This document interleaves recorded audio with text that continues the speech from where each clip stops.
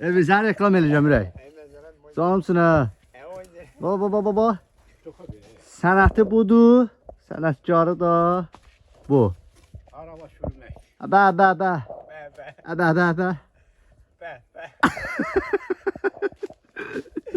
Oyuncak.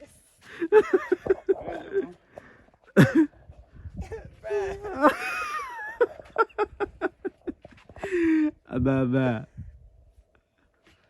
Uşaqlar, hoşum, gördürmək istəyən olsa yorumlarda yazsın. Elvin deyə yazsınlar. Mən ucu Elvinlə sizi Siviyada çıxardacağım. Bax, sənətkar da bu oğlandır, cavan oğlandır. Yaxşı danışan bir adam pəltəhliyir.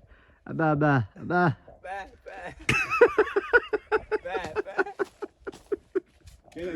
Gülenle az ne sor. 2 kvadrat sorurlar.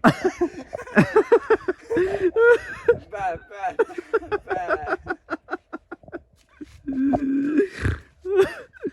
Hayda. Elimizden öyle başım ağrıdı gülmekten Allah hakkı.